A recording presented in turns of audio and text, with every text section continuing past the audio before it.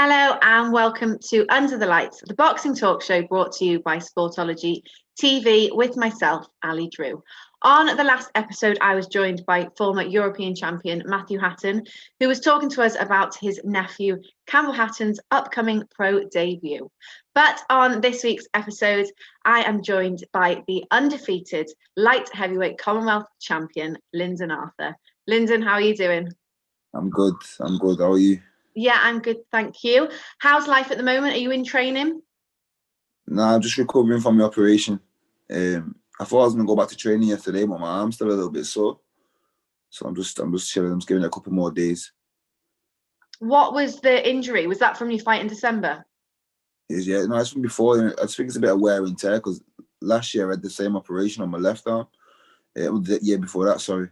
And this so then I had to have the same operation on my right arm. So it's shave some bone off and take some tissue out of my arm. So we've done that now. So I'm just recovering. Because obviously you fought in December, but are you looking to be out again soon-ish once you recover, I guess, from your operation? Probably about the end of May. Once my arms, because I'm not allowed to punch. Well, I can punch with it probably in about another 3 weeks' time. On the bag, so on a soft bag, I can start punching with it and softly. So I say I'm probably ready for about the end of May, maybe. Hopefully. Well, we have to talk about your fight in December against Anthony Yarde. You retained your Commonwealth title, but I guess for a lot of people it was an upset because you were sort of seen by quite a lot as the underdog. You proved everyone wrong. Just talk to me about that fight and obviously the fact that you felt like people had sort of written you off before that fight.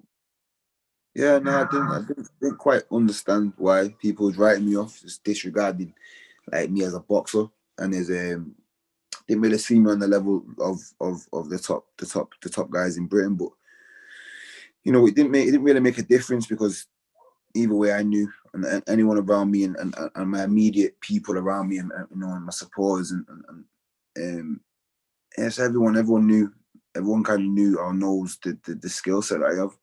And that I'm on that level, and I just knew that from the off or from even before the fight was made, I knew I'd beat Yarde and I knew we was gonna fight him. Like that, I think that was the difference. Like I knew I was gonna fight him. I don't think he fought yet, but he was ever gonna have to fight me at any point. Probably overlooked me a little bit, but you know, it was fun. It was fun to get the win, and it was fun to prove a lot of people wrong, especially the bookies. What did you make of his reaction after the fight? Because I think his reaction was initially I think he'd won it. And what do you make of this sort of comments afterwards? Initially, like straight away from the off, like straight after the fight, in the post-fight interview, because of the last round, because he had an all right last round for about 30 seconds, I thought he did all right throughout the fight. So initially I was like, okay, well, you got beat. No one likes to get beat. Nobody. So I kind of understood that from an athlete kind of view. But then, like when I watched the fight back, and I realized that I actually won the fight clearly, is what I believe, and a lot of other people believe is that you probably could have been a little bit more humble in your approach to the interview. But again, you know, it is what it is. Nobody likes to lose, so he's probably acting a lot of emotion, really. I don't think I'd have been the same, but still, like, you know, if I'd have lost, I'd have probably said congratulations and hopefully we can do it again in the future sometime, kind of thing. But he just didn't have that approach. But I think that's because they just overlooked me and disregarding my skill set in a boxing ring and just thought it was going to be easy. So, and because he was the bigger name, I just thought he'd just walk through the bit of gate no matter what he did in there. I thought that's the mindset he had. But obviously that wasn't the case. And do you think that the rematch is going to happen? Are you wanting a rematch, or are you sort of looking elsewhere now? Not that I'm looking elsewhere, but obviously my options are open now. You understand? Probably might happen. It's a possibility, obviously, because he's still a big name, and I'd still like to beat him again. Because I think I can.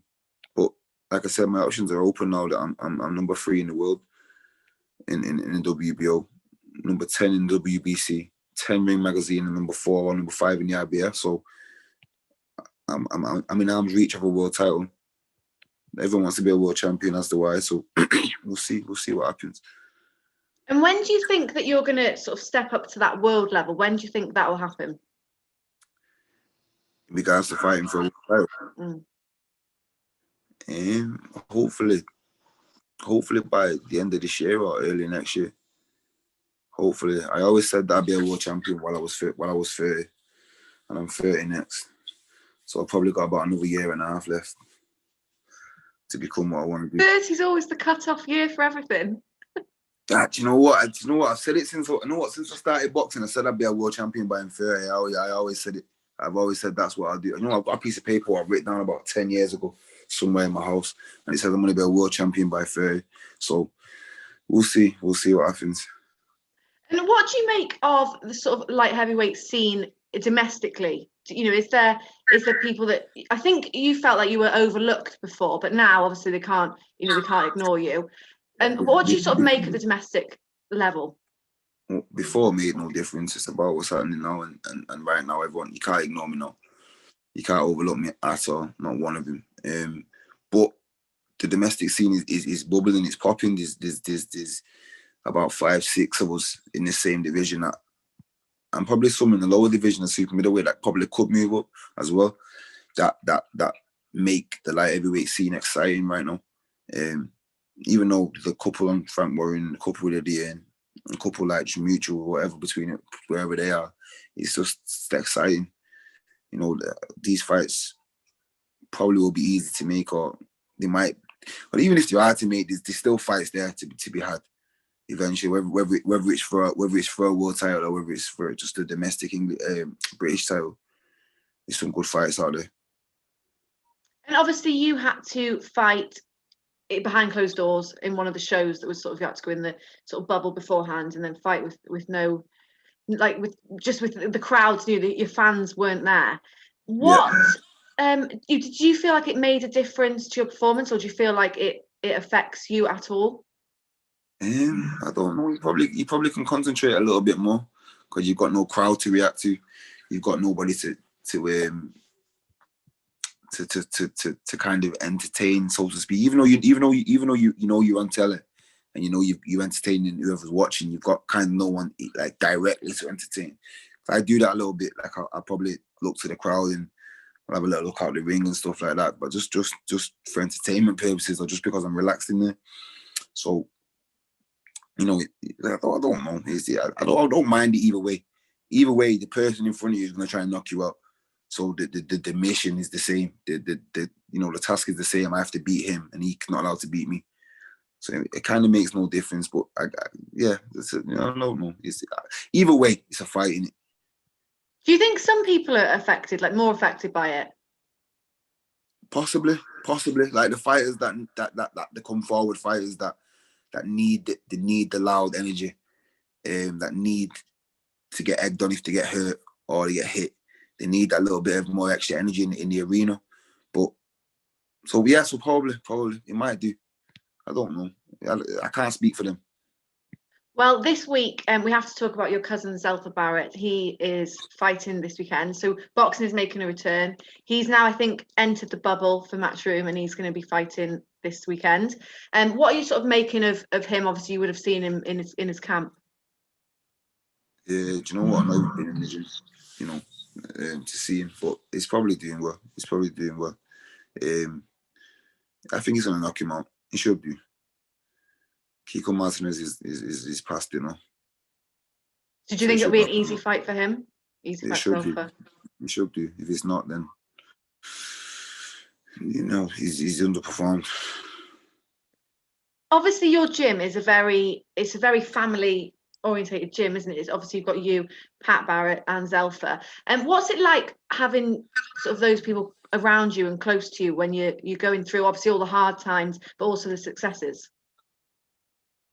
Yeah, it's good. It obviously helps, and to have people close to you. But then it's not even just the family aspect of it. Like everybody is in the gym who's there now, who's been there for the time they've been there. It becomes like a family thing in the gym, doesn't it? I'm sure you'll know that yourself when you go to a gym. Like everyone's like family in there anyway, whether they're related or they're not. So the whole gym and the whole everybody that's in there, like brothers are like that anyway. So, you know, it's just great to have teammates that will physically and mentally push you all the time. You know, because when you, like you say, when you're feeling down or when you're feeling tired, you've got someone else at the side of you working hard, and you know, it's like, oh, I need to catch him. So he gets it. So it's like that anyway. Like with regards to the family aspect of it. And obviously now boxing is returning to the UK this weekend, and there's going to be some big fights this year. There's just a few I want to talk to you about and your opinions on them. The first one I want to speak about is the potential that Billy Joe Saunders and Canelo will be fighting. Obviously, Canelo moved up to light heavyweight. You've gone back down, but he's potentially in May going to be fighting Billy Joe Saunders. What is your thought on that fight? That's a good fight. I'm a big fan of Billy Joe Saunders. I think if anyone from England's gonna do it, it's probably gonna be him. If they're gonna do it, it's a hard task. Canelo is elite athlete, an elite boxer. The skills of Canelo are second to none. Like he's probably one of the best, if not the best in the world right now. So it's gonna be hard to do, but I think if anyone can do it, anyone can piss him off and annoy him enough and stay away from him, I think it's Billy Joe. I'll be excited to watch that one. What do you make of Canelo sort of going across all these different weight divisions and being so successful? I just think Canelo needs to stay in super middleweight if you're going to do anything. You don't need to come into my region. You need to stay down there. Everything will be all right. You know what I mean? Just to leave me alone. Yeah, because there was talk of him going up to cruiserweight, I think, but it's just madness that there's that many different. It's crazy, but then Pacquiao did it.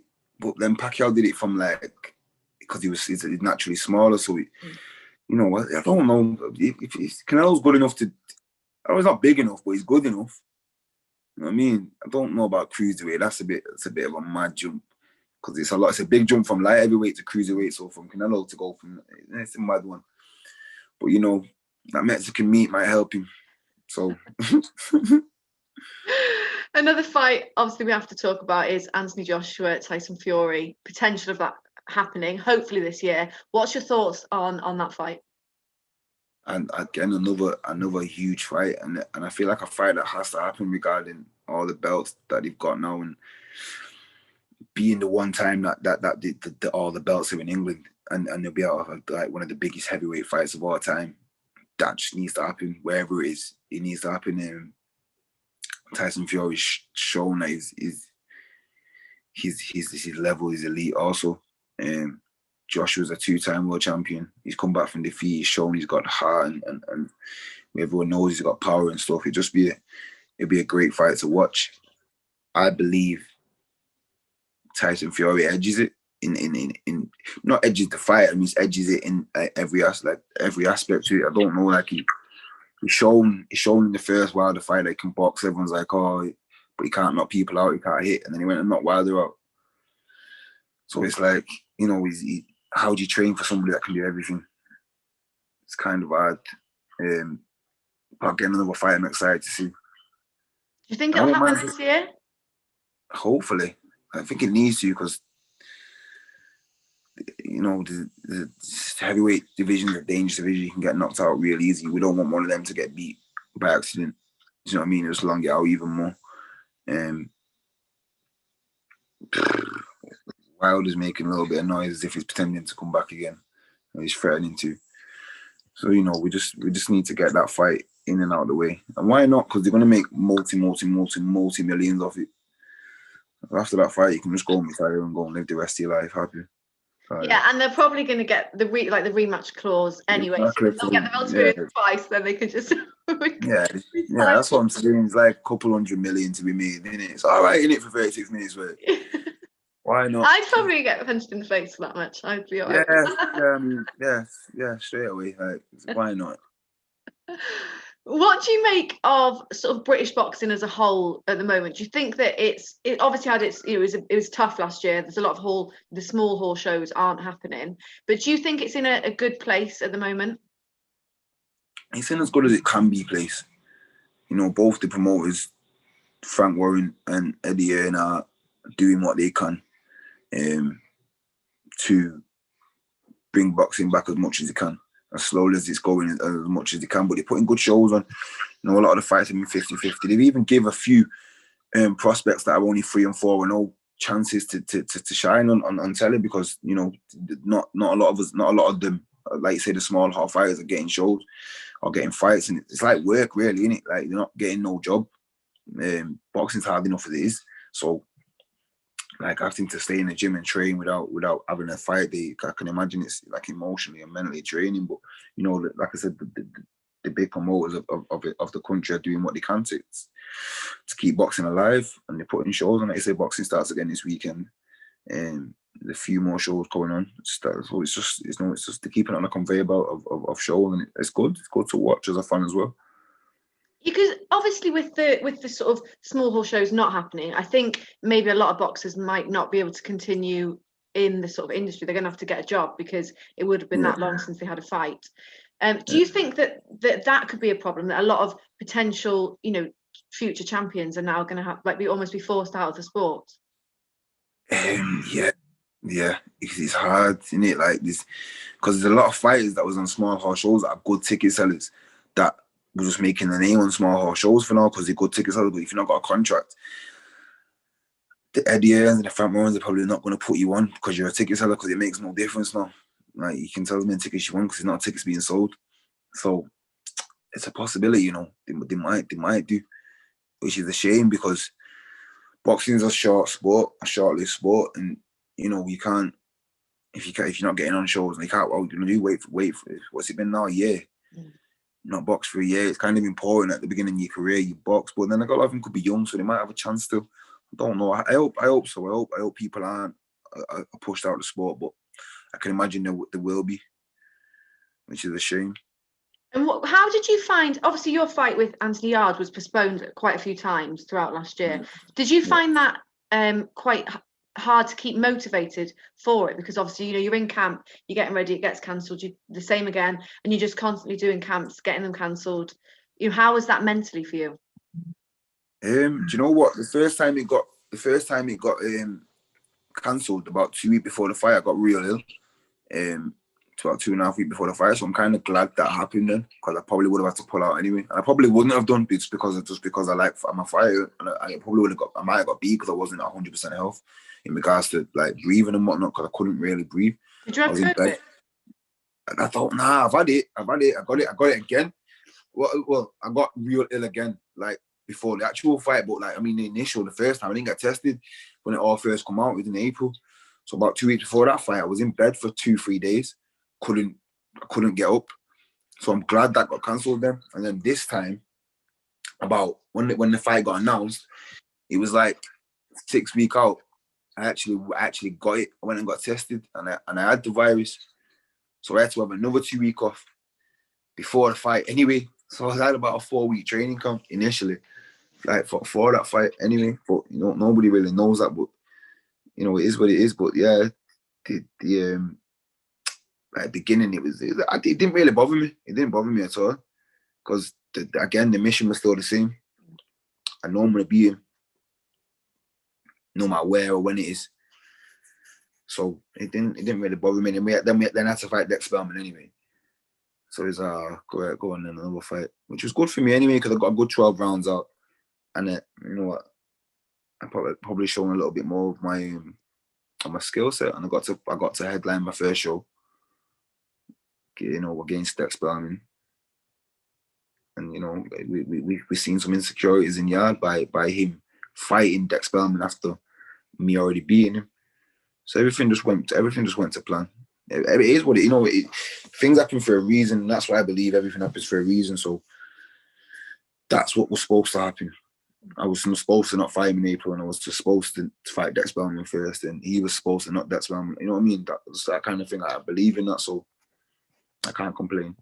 And Dex Spellman was one of the busiest fighters around that period. He was fighting all over the place. You know what I mean? He got a good couple of fights in there before Christmas. Nice little payslip. Exactly. So, Lyndon, thank you so much for joining me. It was great talking to you, and good luck with your recovery from your operation. And hope to see you in the ring soon. Thank you. Thank you. Great to be joined there by Commonwealth champion Lyndon Arthur, and we hope to see him back in the ring again soon. But guys, stay tuned. We have lots more coming up. Please do what you can to support the channel. Like, subscribe, comment, share, whatever you can. We appreciate it, and we will see you next time.